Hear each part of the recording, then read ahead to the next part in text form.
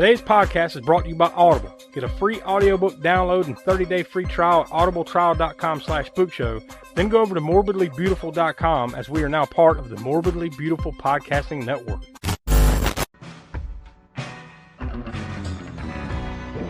alive! It's alive! It's alive! You're too! You're too! You're too! Everybody here dies by dawn. Dead by dawn! Welcome to the Spook Show. Hello, welcome back to the All-American Spook Show podcast. I'm Josh. I'm joined here with Donnie. Yo. Tiana. Hey. And the Professor Smoke. What's up? Now, if you actually pay attention to the Spook Show socials and everything that we do, this was actually supposed to be a live episode on YouTube, and we were going to be talking about the Fangoria Chainsaw Awards. We had a whole thing planned out, and we were actually going to do a spoiler-free version of the episode where we're going to be talking about Black Phone 2, where we're still going to be talking about the movie, but now we're just going to go into spoilers because the whole evening got spoiled for us Sunday night. The whole thing blew up. My daughter had a little incident, so that just blew up the whole night's events. But she's all right. Everything's cool, but we have to move on. The wheels of the Spook Show keep on rolling. So we're just going to do a regular episode with this. So that means it's spoiler filled.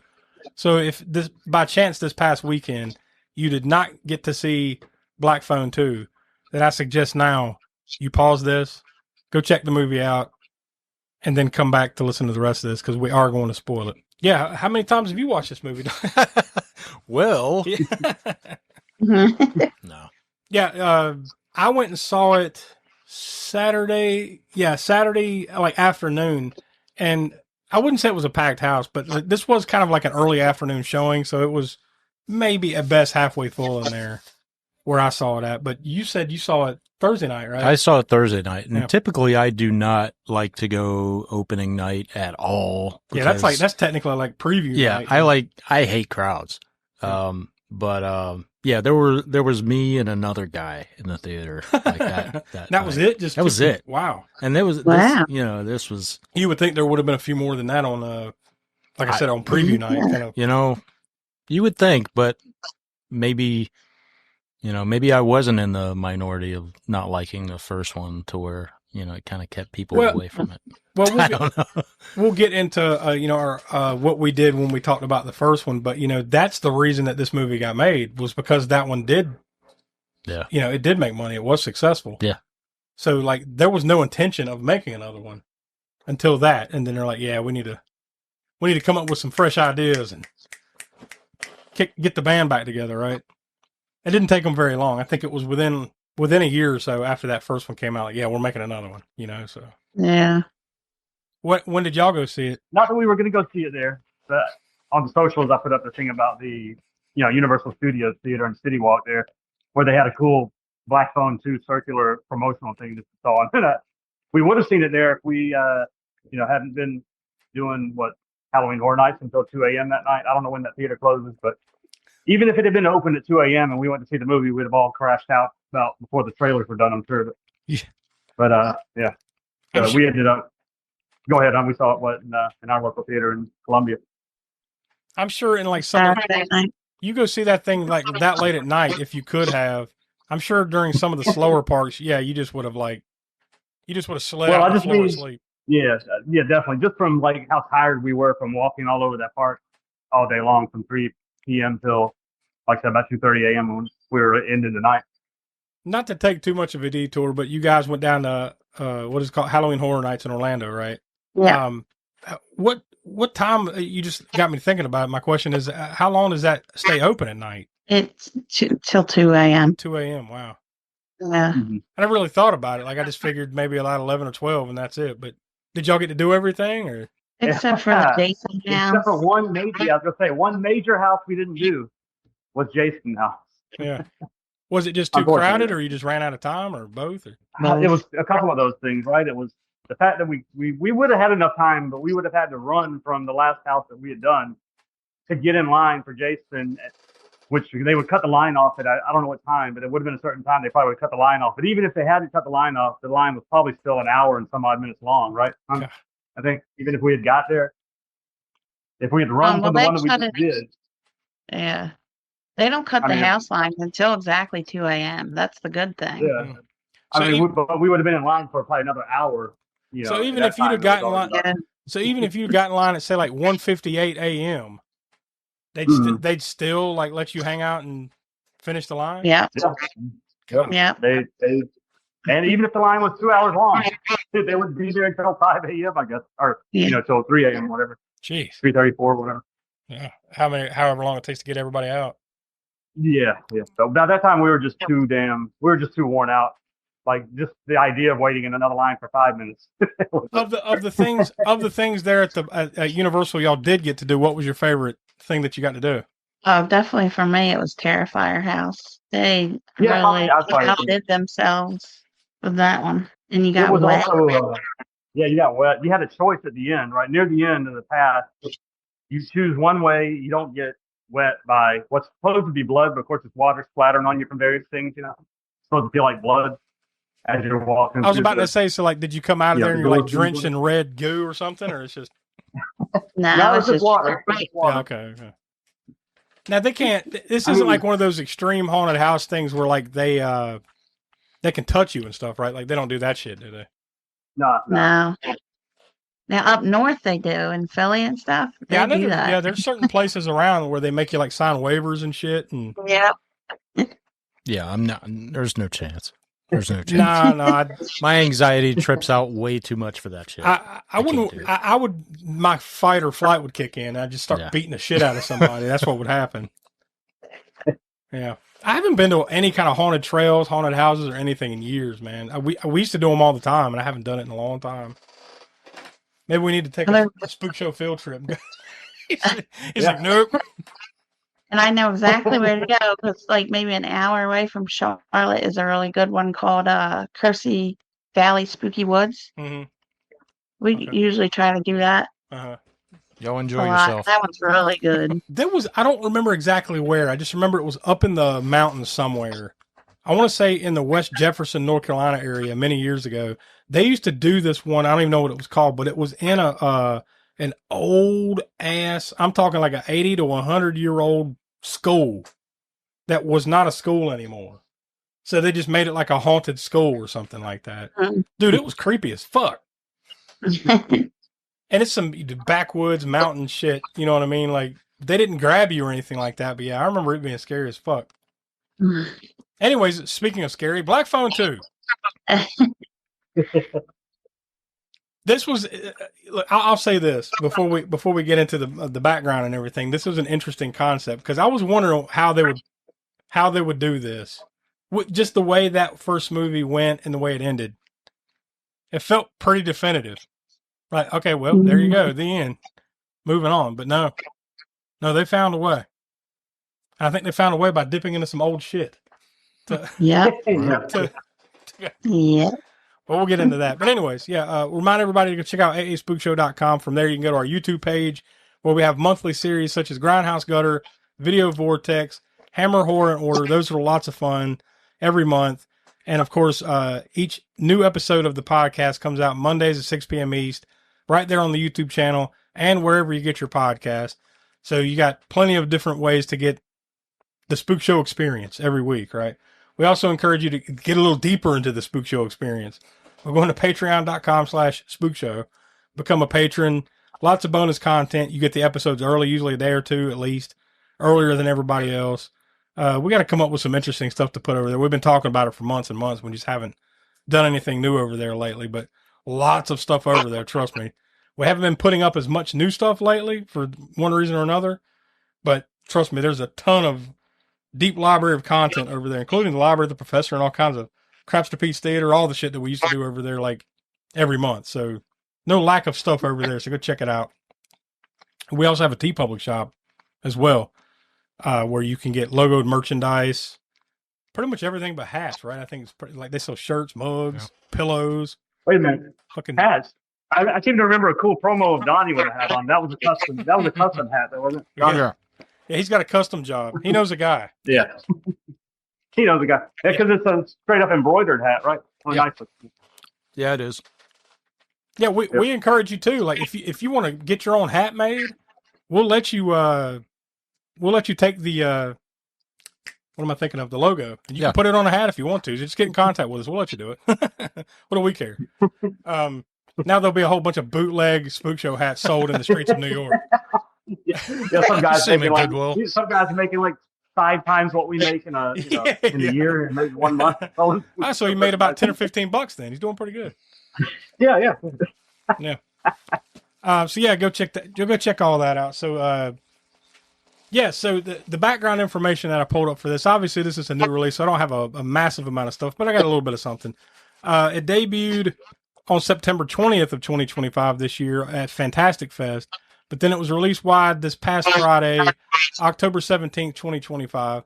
It's produced by, Donnie, here's your favorite, produced by Blumhouse Productions. I think it's everybody's favorite at this point, right?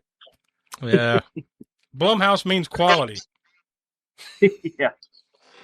Occasionally they hit on something, right? I think this is one that they've, done a good enough job with. This is one of the few that I can't like super criticize them for, right? Like, no, go watch Megan, and you'll be like, yeah, Black Phone, I love it. Or worse yet, wasn't the Poltergeist remake Blumhouse? It seems like just about everything is here lately. Yeah, and that was absolutely. We saw that in the theater, I believe, right? I mean, that was. Did I not? Yeah, I was so mad. Dude, I haven't seen. Like, I remember seeing just something about that randomly, and I'm like, nope, I'm not watching it. Fuck that movie. And then I still haven't. So next week on the Spook Show. Oh no! Oh no! Look, at some point we get to it all. Stay away from it. Did I not see recently that Blumhouse lost the Halloween franchise? Did I see that? I could have sworn. I didn't see that. I think I saw that they lost the Halloween. Yes. Thank goodness. Don't be too excited about it, Tiana. And it seemed like that. Did they not also lose out on the Texas Chainsaw? I believe I saw that as well. Like they were one of the bidders, and I think they did not get it. Or there was something. It was Texas Chainsaw or another bidder. Who did get it? I don't. Somebody recall. did, and now I can't remember. Yeah, maybe somebody can look that up while we're talking. But yeah, like so, Blumhouse is kind of just, whether you like it or not, they're just kind of the preeminent force in horror these days. They go around snatching up all these franchises here lately. They've got their own shit like Megan, and there's probably a handful of others I'm thinking of, like Black Phone and others. But A24. Yep, A24. I was just getting ready to say it. Much, much better. And and ironically, we're talking about Blumhouse. A24 really is the other side of that, right? Like modern horror these days, it's either independent, like totally independent, or it's Blumhouse, or it's A24, right? Yeah, and then now it's Neon too. Yeah. Neon's been And I taking think over. Universal still distributes a lot of this stuff, right? But I'm just talking about this as far as the actual studios that are making this shit. Those are the main ones. Seems like these days. A24, generally speaking, though, is usually quality, and they're going to be doing that Jason series, right? The Camp Crystal Lake. Yes, I've seen that they just wrapped up today. I think. There you go. So hopefully that means what, sometime in early 2026 we'll be watching it then, right? If they're wrapping up now. Yeah. Looking forward to see what they do with that. But that'll be another day. I'm sure we'll have another Black Phone movie in the works by the time that comes along. It's also produced. Yeah. Also, most likely because this one made a little bit of money. Yeah, we'll get into that. It was also produced by Crooked Highway, and it was distributed by Universal Pictures. Of course, this is rated R. If for no other reason than language, I'd say for these movies, or this movie in specific, right? It had a little bit of gore. It did. I'm not saying it didn't, but I guarantee, even if you took that amount of gore out, just the language would probably get it an R. Yeah. Specifically, the main girls, like all of her lines that she throws in there. Total runtime of 1 hour and 54 minutes. Of course, on IMDb, it's listed as a horror. It was filmed in Toronto, Ontario, Canada, the general area there, from November 4th of 2024 through January 23rd of this year, 2025, for a budget of $30 million. The domestic this past weekend. So obviously these are just, I wouldn't say definitive numbers. These are early estimates because it just ended, Sunday night. But I will give you the top 10 this past weekend. And some of these movies, I know they're fresh, but I haven't heard of half of these fucking movies. Number 10, Soul on Fire. Number 9, After the Hunt. Number 8, The Conjuring Last Rites. Never heard of that. We did that 7 weeks ago when it came out. It made 1.6 this weekend for a grand total so far of 175.4 million. That's just domestically, by the way. That's not worldwide gross. That's just here in the U.S. Number 7, Gabby's Dollhouse, the movie. Donnie, did you go see a double feature of? You know I did. Black Phone 2? Number 6, Truth and Treason.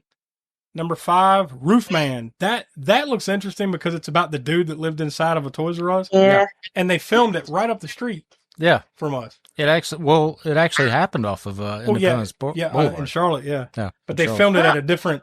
They filmed it in a different old Toys R Us, and the one that they filmed it in, I used to work in it. It's the one that I worked in, back in 1998. Number 4, One Battle After Another. Number 3, in its opening weekend, Good Fortune. Number 2, in its second weekend, Tron Ares. I haven't heard much good about that, to be honest with you.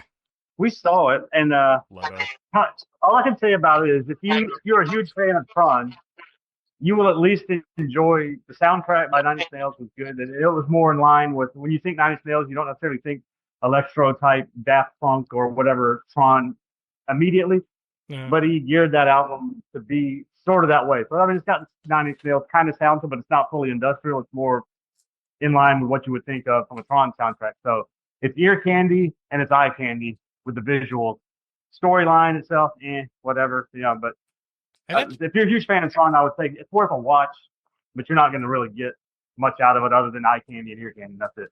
And everything you just said is exactly what I figured I would hear. Like, It looks really cool. Nine Inch Nails is what they do, but the story sucks. Yep. Yeah, that's kind of what I really just wasn't a fan of the plot of it. I mean, not just the storyline, just the skeletal plot of them taking those things outside of the computer world into the real world, and then tying in sort of AI and things into it as far as security, military type stuff, and all. I mean, I know that's kind of what Dillinger was doing in the first movie. He was trying to, make profit off of it and use it maybe in the military type sense or whatever. But just the way they pulled it in here, I like being inside the computer world in Tron. I guess that's a personal thing of mine, gripe or whatever with it. And number 1 this past weekend, Black Phone 2. It made $27.3 million domestically. Now, worldwide, I think it was 40-something, right? I don't have that in front of me right now. Hold on, let me see if I can dig real quick. Yeah, it made a little over 41 million worldwide. Which is crazy on the year. It's already, like, as we speak, one weekend in, it's already the number 54 largest movie of the year, which I think doesn't speak well about this whole year at the box office, right? Because that's not crazy numbers, but that's pretty good for a horror movie. I mean, it is that time of year, right? I believe I saw where this was supposed to originally come out like in July. And then wisely, I think, they decided to push it into October. So, yeah, it was directed, produced, and the screenplay was written by Scott Derrickson, who also did the first one. He also did the first Doctor Strange movie. He did the first, because I believe there was multiples of these. Sinister, right? There was multiple of those movies, right? Mm-hmm. I don't remember. See, I might know exactly how many. I forget how many there is. But he did the first one. He did just earlier this year that movie that I believe was like a Apple TV exclusive movie. I think it was Netflix. It was one of them. It was called The Gorge. Okay. But he also, many years ago, this was one that I saw pull up on the list, and I couldn't fucking believe my eyes. He directed Hellraiser Inferno. And that was Doug Bradley. That's before the Great Value Pinhead shows up. Yeah. So we watched it. That actually does not spoil anything. As far as like, no connections, doesn't spoil the connections at all. Yeah. I figured I was, when I saw that, I'm like, well, there's your connection, but no, you didn't get that one. No, you didn't need it though. Nah, got something else up the sleeve. I think. I was looking back to see, because it's been a while since we keep bringing up Hellraiser. We need to just fucking end this shit. Dude, this is actually what I was thinking. I don't know if you guys want to edit this or not, but No, we're not editing anything other than the thing that we already talked about editing out. all right. So this is what I was thinking. I was thinking we just, because, Hellraiser is all about, pain and suffering. We just need to do a fucking Hellraiser marathon. Oh, God. Like, Finish it. Finish it. And that's what we do for 300.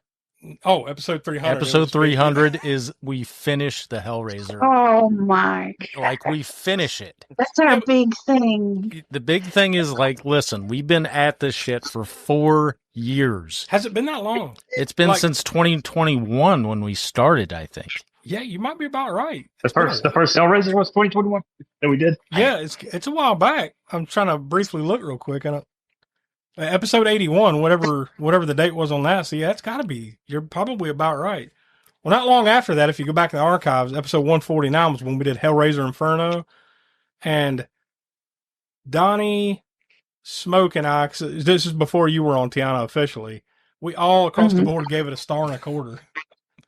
That's the best we could. That's the best we could muster. Which one was that? Hellraiser Inferno, the other one that Scott Derrickson did. Oh yeah. Smoke, you gave it a 5 on the gore score, so at least there was a little bit of blood in that one, apparently. Yeah. And that must have been from where you tried to gouge your own eyes out while we were watching it. Could have been. We might need to discuss that further, Donnie. That might be a good way to put a nail in that coffin. Yeah, I think we need to just watch the last 2 or 3 and then just do one super episode and be done with it. Man, because that series is coming. There's a Hellraiser series. I know. Supposedly, it's coming. Yeah, but no, we're not doing shows. We're not expanding this out into shows. Because who knows what the future holds beyond episode 300? You never know. I don't know. Yeah, that might be a good idea. We'll discuss that further. But yeah, it might be a good way just to be done with this shit. Oh, God. Put a nail in our coffin. Yeah, I thought that was interesting. Hellraiser Inferno, Scott Derrickson. It was also produced, and the screenplay was also written by C. Robert Cargill, and they pretty much worked together because his filmography pretty much reads the same. Like a lot of the stuff that I just mentioned, he had worked on that as well. So there was really no groundbreaking stuff that he had done opposite Scott Derrickson for C. Robert Cargill. It stars Mason Thomas as Finn, Ethan Hawke as the Grabber, Madeline McGraw as Gwen's, and Jeremy Davies as Terrence. That's the dad. So they all reprise their role from the first movie. And it also has Miguel Mora in it. Remember, it's her boyfriend or whatever in the movie, Ernesto. He played his brother in the first movie. So he was in that first movie. They just changed his role. Yeah. Making him his brother or whatever. Because remember, his brother had died in that first movie. So the only major ones that they added past that were the girl that works at the camp there, Mustang. That was Ariana Rivas. And then, of course, they added old Damien Bashir as Mando. Now, he was in... Wasn't he in the Nun?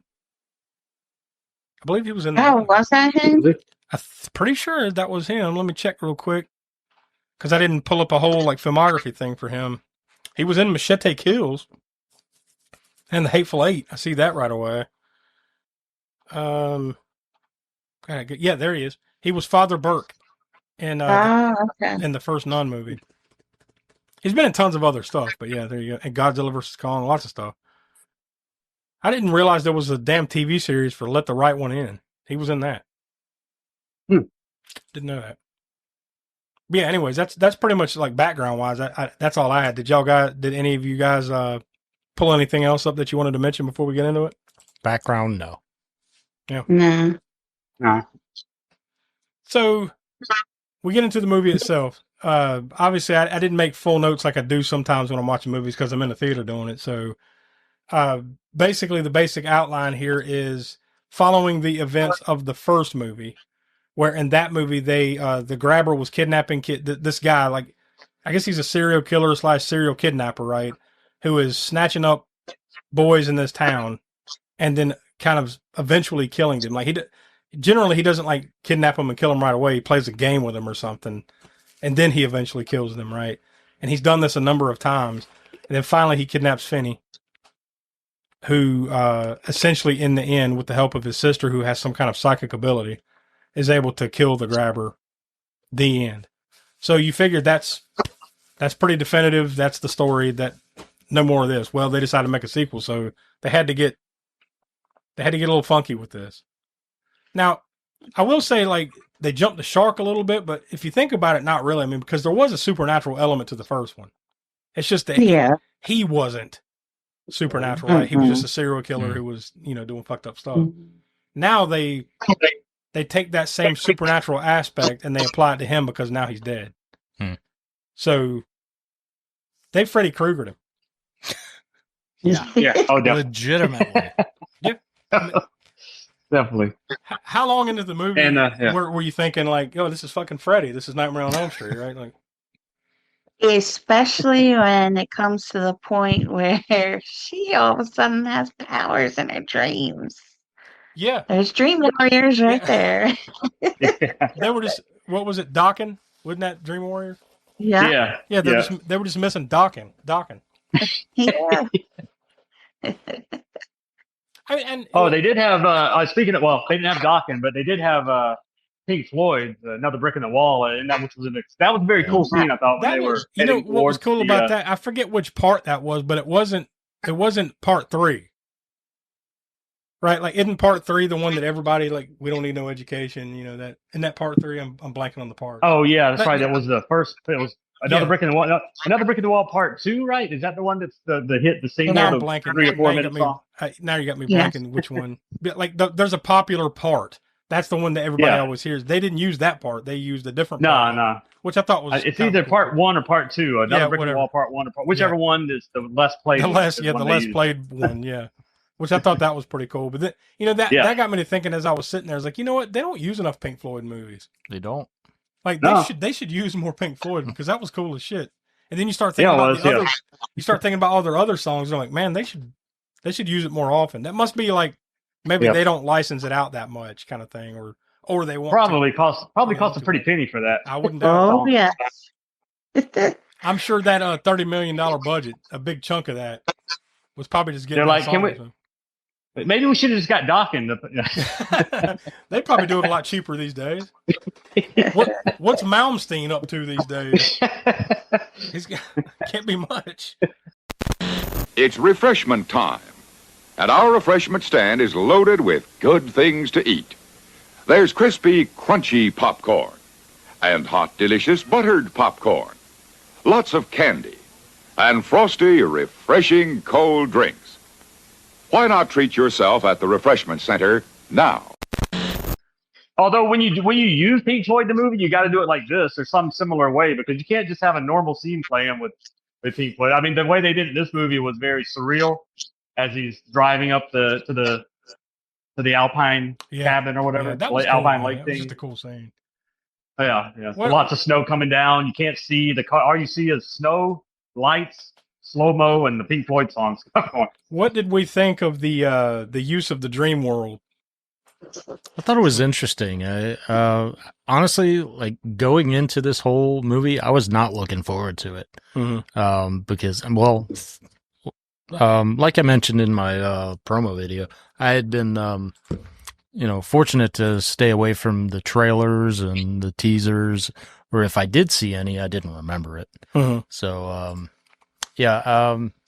we did this movie almost exactly a year ago, give or take. It was like last September, October, something like that, when we did the first I said this movie when we first did the first Black Phone. Donnie, you gave it 2 stars. Smoke, you, me, and Tiana gave it 3 stars. So you did not like it as much as we did. I didn't like it at all. Yeah. Wait, I gave it 3 stars? Yeah. I'll say. By the way, we do have an opportunity to re-rate that. I will not At the 7th anniversary. I'm just saying. I'm just throwing it out there. Like you can make it higher. You can make it higher or lower. I've got a couple. I'll say this: like, I have seen worse movies. I wasn't a fan of this one. It's not for me. At least for you talking about the first one? Yeah, the first Black Phone. Sorry. Yeah, the first Black Phone. It's just not for me. So I wasn't particularly, looking forward to this one, but I was surprised. It's the Freddy thing that did it for you. They Freddy'd it up, so you're like, Yeah. I can enjoy this. Yeah. I like that Dream World thing where like it was almost like watching an old like High 8 film or something. The look of it. Yeah. Yeah. You know, Yeah. that Yep. reminded me of, and even the scenes where like they show like the boys getting ready to get killed. Mhm. Straight up sinister. Well, So that makes sense. That when he watches when the I was in videotape. when I was in the theater with the other guy or whatever, that one other guy. that the grainy dream scene, he's like, "Oh, you got to be fucking kidding me!" Like he was like, really, like I guess he thought that the whole movie was going to do that from that point the on. whole movie. Because honestly, I was like, "Oh shit." I thought it was a cool thing. Like when you saw it like that, you knew you were in the dream world kind of thing. It was just kind of a not so subtle visual cue that like, all right, what you're seeing right here ain't quite real. Yeah.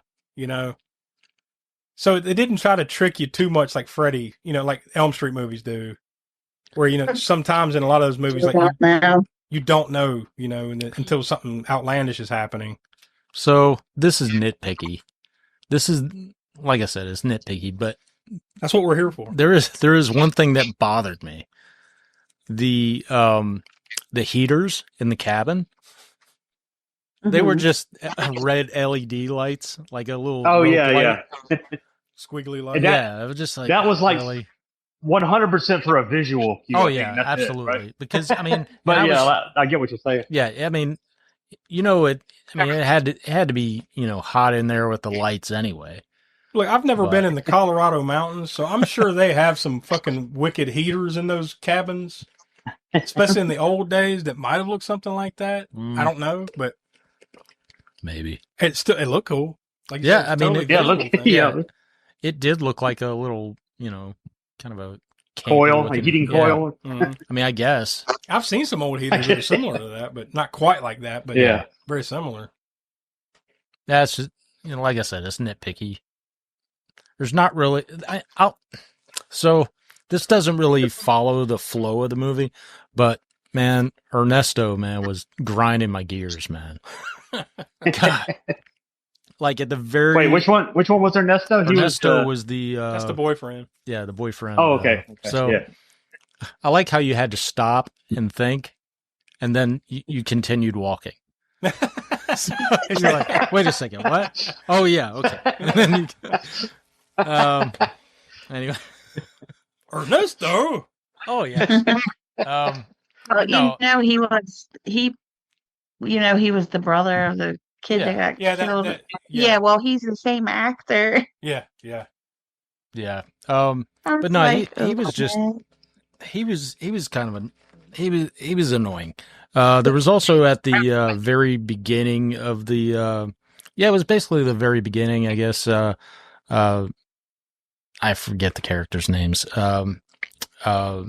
He was in a fight or whatever. Finney. Yeah, Finney. And anyway, Ernesto was driving a car, and then he was completely in a different area, and then he drove up and he said, "Hey, nice fight."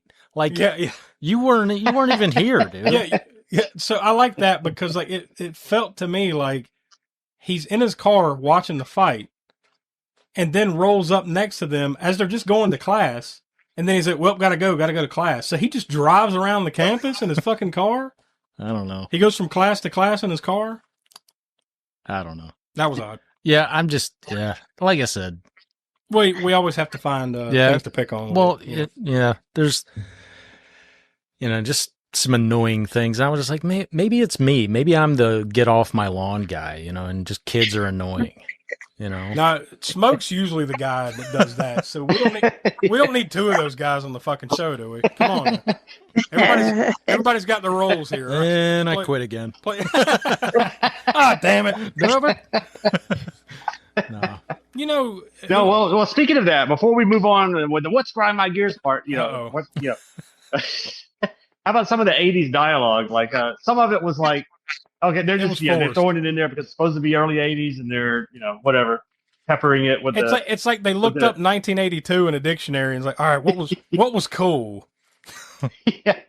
Well, one of them I definitely don't remember. Maybe it's me, but she says something about it might have been with the ultra sort of. I mean, it's a Bible camp or not a Bible camp, but it's a religious kind of It's like a camp. youth camp. But you had the two that were like the overbearing kind of evangelical type yeah, Christian, the husband and wife. holier than The thou. one who was holier than thou kind of. Yeah. It might have been the dialogue to deal with dealing with her, but she said something like not her, but the what's the main character girl's name that we're just talking about? I'm thinking of Madeline McGraw. That's Gwenny. Yeah. Gwen. Yeah, Gwen. Yeah. She said something like something about sucking dino dick or something. Yeah. Yeah, she had some interesting. I don't remember that. Some interesting the lines. 80s term. There was- Yeah. Yeah. I seem to remember throwing out terms such as twat and cunt, I believe. She had some interesting dialogue. I mean, maybe in the 80s we would have said, suck a big fat dino dork or something like that. That's radical, dude. Let's go ass Yeah, riding. she did throw out the radical though at one point. I think it was Yeah. during the walk that you were just talking about when. You I'm know, pretty sure it was I some point remember- there she said radical. I remember her character acting like that in the first movie. This one rubbed me a little bit, not wrong, but like weirder in this one. I guess because she's a little older. Yeah. You know, like in that Yeah. one, it felt like she could get away with it because I had the foul mouthed little kid. But Yeah. Yeah. but now that she's, well, in their world, they're supposed to be 4 years older, right? Because I think it was like 78 to 82, so 4 years have passed. And real world, that's probably about right. Like that's how much older they are. But like, I don't know, her character just didn't feel the same to me. Yeah. Like I It's like, supposed to be 1982, right? In this movie? yes, It's 82 So I guess it's like 4 or 5 years later since the first movie. You know, time frames. Yeah. I think the Well- first one was like 77, 78, something like that. And I know we're being nitpicky and all that stuff, but I don't even know that some of these 80s terms they were using were that early 80s, and more like 85, 86 or whatever. But whatever, not to be too nitpicky about it. But Yeah, I think the whole 80s thing and the time period thing did feel a little forced at times. And other times I think they nailed it. yeah. The styles, maybe some of the, even like when they went to the gas station, you see some of the ads and stuff like that. Like it looked the Mhm. part, Yeah, the aesthetic. Yeah, the set dressing, however you want to Mhm. phrase it. Like that stuff, it looked fine. But in other times it just felt forced a little bit. Yeah. I'll say this one little tidbit. So when as I was watching, I was like, damn, do I like this movie? Because I was just like, I didn't like the first one. That's well documented. And then I was thinking, well, maybe it was the first one was PG-13. Maybe because usually PG-13 kind of translates weird in horror. Mm-hmm. Well, no, it wasn't. It was No. rated R. It just, I don't know. I think both movies had about the same amount of gore and, like I said, the language. Both of them, there was enough there to give it an R. Yeah, I don't know. I will say I did like this one better though. I gave that one. I guess we can go ahead and get into our final thoughts and our star ratings. I gave that one 3 stars. I can't really say that I like this one any more or less. I think it's about the same for me. I mean, I enjoyed it. I will say, like the first one, I think I watched it like a second or third time, and I didn't like it quite as much. Like it doesn't. the first one. Yeah, the first one. It didn't bear like repeat viewings. Kind of like knocked it down a little bit. So it's like one of those ones that's probably best remembered and not seen again. Kind of thing. Yeah.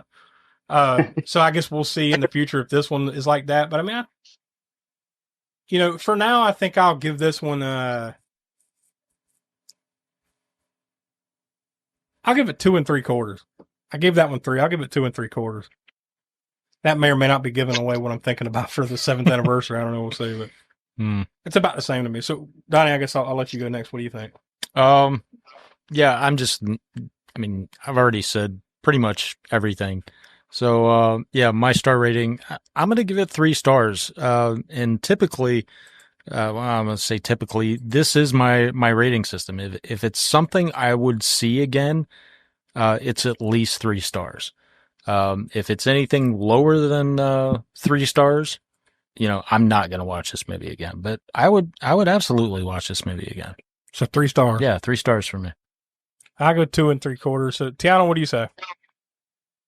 All right, this one, I think I need to watch it again when it comes back out just to see. But this one very has me divided because all the actors are freaking phenomenal, and the cinematography, especially where they filmed it at, gorgeous, and all that typical stuff. But then this story, you're like, you just ripped it off of this movie and this movie. I've seen this before. Yeah, they didn't try to. I don't think they tried to And then hide this, that. Like it's Freddy. yeah, And some of other the, things. I mean, we didn't even talk about this, but the visuals where like he was flipping her around, this, that, and the other were fantastic. But then it gets silly because you're like, okay, he's able to attack her, but then all of a sudden later he's able to attack whoever. And I'm like, wait a minute here. Yeah. When you think about that, you're like, what's going on? But Yeah, and that one scene you're it talking is what about, it is. that's straight up from the first Nightmare, right? Like the girlfriend Yes. scene with the girl flying around the Yes. bedroom, and all, that's that. Yep. It's just straight up Yep. that. Exactly. Yeah. Yeah. Not that that's a bad thing, but it's Yeah. it's that. I really liked the emotional thing. Like they had the same thing in the first one with a little bit of that drama in the family Mm-hmm. issues and stuff, and how Finn was still, angry about what happened, and he finally was able to let that go and all that. But anyway, so wait, what did I give the other one? You gave you gave it 3 because all of us gave it 3 except Donnie gave it 2. So yeah, you gave it 3. I'll probably give this one a 3 too. I mean, it is very entertaining. Yeah. I mean, it's a fun time. I hope they don't make another one, and I know they probably will. I'm split on that. Like I could definitely see them do it again. There's no doubt. I mean, they just made this one, so what's stopping them from part 3? But I also feel that like they might have tapped that well enough. But with the ending of it, they did leave it open, right? Because like they sink him down to the bottom of the lake, and then he freezes up. Like, yes. So you could, you're one like metal pole away from in the ice to like a lightning strike, and then boom, the grabber's back. Yeah. That was something that I liked what he said about something about hell. Remember that quote he said? Hell is ice. Yeah. And not fire. Yeah. Well, that was his hell, I guess. Yeah. I will say before I let you go, I will say it was, an interesting way to do a sequel, because I really was. Yeah. I didn't watch anything coming in. Like I had, like, how are they going to do this? Because it was pretty definitive in that movie. Like, yeah, to me, yeah. I remember in that episode we kind of debated like whether he died or not, because it was kind of he choked him out, and you could tell like it looked like he died, but you could see where like maybe he didn't die. Kind of, like I remember that at the end of that, but. To go this direction is interesting. Because there's a number of different ways they could have went with it. Like they could have said, well, no, he didn't really die, and go from there. But no, they did kill him. They just found another way to bring him back, Freddy style, so interesting. Yeah. Although it's copycat, but it is interesting. So, Smoke, what do you think? Yeah, I enjoy it's like moments overall as a film, maybe. Not as much. I don't know if I enjoyed it as much as the first one, or maybe slightly better. Maybe slightly. I mean, I need to actually rewatch the first one again, which I might rewatch it again before we come to our re-ratings. But I love the visuals in here. From like we were talking about that scene with the Pink Floyd song, and then the whole drive up there. Also, anybody who's listened to the show for a while knows that that's one of my favorite type of settings. Is like an icy, snowy, isolated setting. I actually did think about that. I'm like, oh, Smoke's gonna like this. Yeah, I love that type of setting for some reason. It's just it makes for a good atmosphere and visuals for sure. It's almost like the Shining or Doctor Sleep. Yeah, in a way. Exactly. Yeah. Yep, definitely. So I definitely appreciated that.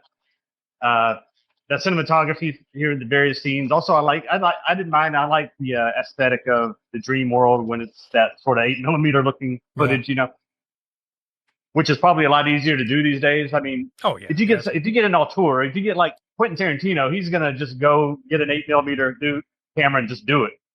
Yeah, I don't know how they did it, but I doubt it. I doubt they did that. They probably I doubt that. Like I said, the guy who directed this isn't Quentin Tarantino. So he probably just. I don't know if he used AI. That could be a controversy. If they didn't announce that, I don't think it's possible. But they used some sort of probably a digital thing to get it. Whatever the case, it made it look like 8mm. Yeah. I mean, that not that it's supposed to be 8mm, but it just gives it a different visual cue. That's just that's just some editing filter, I would imagine. Yeah, probably so.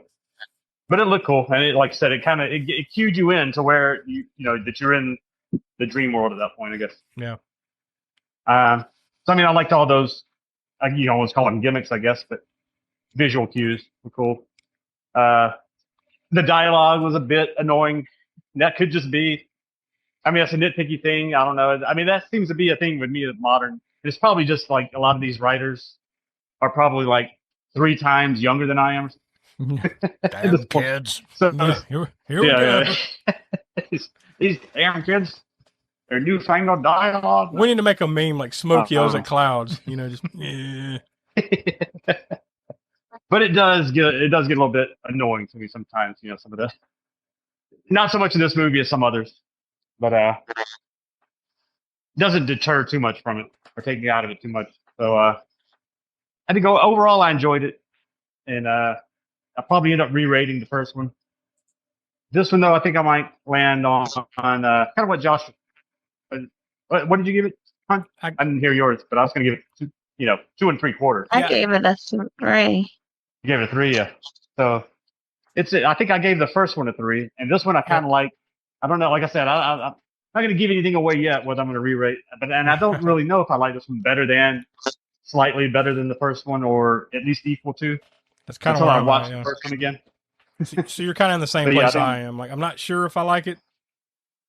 More or less, probably about the same at least. So 2 3/4. Yeah, but at least I can say they didn't it didn't completely suck like a lot of Blumhouse movies do these days. True. Yeah. These days, so at least they didn't drop the ball completely. Then there's the Blumhouse curve. That's what we should just start calling it. Like, this one was actually halfway decent. 3 stars. There has to be a floor because all the rest are so bad. Like, fuck. True. So there you go. That leaves us with a 2.8 out of 5 stars. So I think that's enough to say we recommend you go check it out at least once. If you like the first one, you'll probably like this one just as much, if not better. Maybe I'd say that's a fair assessment of it. We haven't had it in a while. Donnie, give us some of those fresh connections. What you got?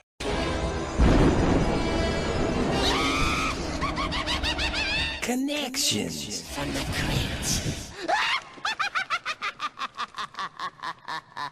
So on the cast side, well, actually, it's been a little bit, so I guess I should kind of brief explainer. Yeah, kind of like what we do with Crypt Connections, I guess. So we look back at past episodes and we connect any cast or crew we take the current episode, so Black Phone 2, and we connect any cast or basically the cast or crew with the most connections to past Spook Show episodes. I know I fucked that. So other movies that we've done in the past. Exactly. Yeah. So on the cast side, we basically have Ethan Hawke and almost the entire main cast. All from the first movie. Yeah. All from, the Black Phone when we covered the first one. And then on the crew side, we have makeup effects crew member Francois Dagenet,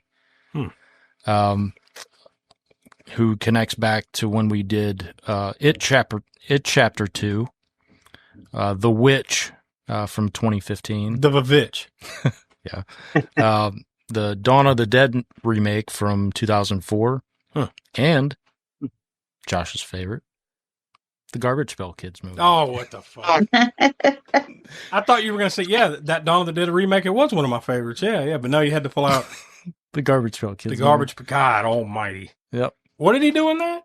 What was it? That was makeup effects crew member Francois Dagenet. Damn. You really If he go did- from like If he, It Chapter 2, The Witch, yeah, Dawn of the Dead, yeah, some great movies. and then the garbage. fucking Pail. Garbage Pail Kids. Jeez. I guess you got to start somewhere. Yeah, so yeah, because that was in the 80s. So yeah, that was actually the very first. Well, I don't know if it was the very first. It was one of the. it was one of the first Crapster Peas. Yeah, when we did that. So, well, there you go. So your first connection's back. You had to pull Garbage Pail Kids out. yeah. What a horrible I mean, movie. are there more, as far when I say more, Well, I mean, are there other, crew members? We pointed out Hellraiser and Scott Derrickson. So Yeah. there's others, I'm but sure. But as far as those are the most entertaining. yeah, well, it's not really that, but it's like who shows up the most. Yeah. And it's this Francois Dagenet. So at least you from didn't the pull out that makeup that effects team. French horn guy that had been in like 1,000 movies. Or Yeah. Which I don't do that. All right, Tiana, that leaves us to you with the kill count.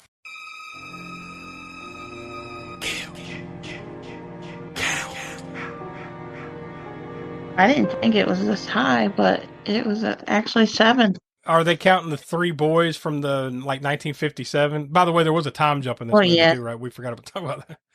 So Yeah, I guess if you count 'cause those, them and then the mother, she Yeah. was a time jump too. So yeah, and then the But- holier than thou couple, Mm. right? Well, yeah, I think they were Oh, yeah. were they the only ones that were. wait, now I'm of thinking, that they time? did die, right? Like, yeah, Yeah, they yeah, they yeah, did. because they got the Oh, Freddy yeah. like invisible ghost treatment, right? Like Yep, yep. that was pretty good. And then the grabber himself. Yeah, the grab. Well, I guess Yeah. Yeah. dead twice. Well, we assume something again. Yeah, yeah. Even if he was already dead, right? True, Right? true. True. Yeah. I guess. So 7 is the number. Yep. Sounds good. All right, Smoke. 0 through 10 gore score. What you got? Gore score. Well, as we've already kind of discussed, it's not really a super gory movie. I mean, that's not what either of the Black Phone movies are really about. I mean, even though there's probably, maybe arguably, I guess more gore in the first one, right? Maybe. I'd have to say, I don't know what I gave the first one as far as the gore score rating. And I don't remember, like I say, I need to watch the first one again. Well, I you think gave the goriest. you gave I that think one the a 5. goriest. A 5? 5, yeah. I'm sorry. Go ahead, Tiana. Yeah, the goriest thing in the first one was just when he put the axe in the brother's head. I think That's what I was. That was immediately the thing that popped in my head. No pun intended. anything else. you know was what? see Not an the- axe, You saw the kids as ghosts, Yeah. but you Yeah, never really, yeah. you never saw their deaths. True. Yeah. So yeah, the axe scene. I was trying. The axe scene is what popped in my head, and I'm thinking, damn, maybe the first one was gorier than this. But yeah, then now I'm trying to think of it. There wasn't a whole lot of. So really, you get sort of a major sort of set piece of gore in the first one, and then the same kind of thing for this one in a way. There's the kid with the axe. I get you find out later it's probably an axe wound, right? But like it various degrees of being an axe wound being opened in his head. Probably the most goriest part is when he's under the ice. I think it is, right? Or where it's one point where his head kind of splits open more, and like Yeah. there's blood coming out of it. I think it's when he's under the ice. That visual of the kid under the ice when he floats up, we can see him under there. No, it was What- when he wasn't it? the window. The window is at the window. Okay, I knew there was one scene Yeah. where his head kind of splits open, Yeah, and it was a dream it's the sequence kind window. of scene. Yeah, Yeah. yeah. Yeah, where it's like his head kind of splits. Yeah, it just kind of falls. A further apart. open, I guess he's got Yeah. the axe wound in the middle of the head there, but it just kind of like opens a little wider or whatever, and a little blood comes out in a sort of floaty, like he's underwater, but I guess he's at the window.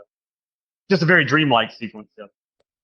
And I mean, there's a couple other scenes in there, but there's no major gore. So I think mine probably a little bit less impactful than the axe in the head scene for the first one. So I guess I'll give it at least the same. I'll give it a 5. And I don't know what to go back and I'll look at these. Like whenever I give a movie a 5, it's almost kind of like I didn't plan it this way, but it's probably coming up where that's sort of the bare minimum for an R-rated movie. It seems to me. Like if it's rated R for violence, a 5, it's about the lowest I could go. Once you get into the 4s and 3s and 2s, you're probably talking about a PG-13 movie or something. Yeah. Yeah. Or an R-rated movie that's not a horror movie per se that has a lot of gore, like a ghost type movie. Well, in all the excitement to get to the gore score, I completely forgot to do the highlight kill. But I'll say this is a tough one. Let's talk about the kill reel. Highlight kill. Because I mean, there were a couple of pretty good ones in there, but like, there's not like a big to me, there wasn't like a big signature impactful one, you know? Yeah. I guess I'll go as silly as it might be a little bit, but just because he's dead, I think I might go with the grabber because that was the most dramatic. Yeah. You know, like they kind of, Finney just kind of invisibly grabs him by the head and just smashes his head into the ice over and over again, and then chunks him into the lake, right, and freezes him up. So I guess for impact and drama or whatever, I guess I'll go with that one because all the other ones were kind of like the mom got hung, and then you see the flashbacks of the kids, but like you said, you don't really see it happen, and you kind of figure out what happened to them. Yeah. And then the holier than thou couple or whatever, like it was pretty cool looking, but I don't remember it being like grisly. They just kind of got sliced open, right? And I don't know. Like, slice to dice. Yeah. Yeah, that's one thing I could say they could have maybe. I mean, I know they weren't trying to go for a gore fest or splatter movies, even a slasher movie, but maybe a little bit more in that department because since it is rated R, you could, But that's just a minor. Here's another thing that we haven't, before we hang it up and we talk about what we're going to do next week. There's one thing we haven't talked about or mentioned about this.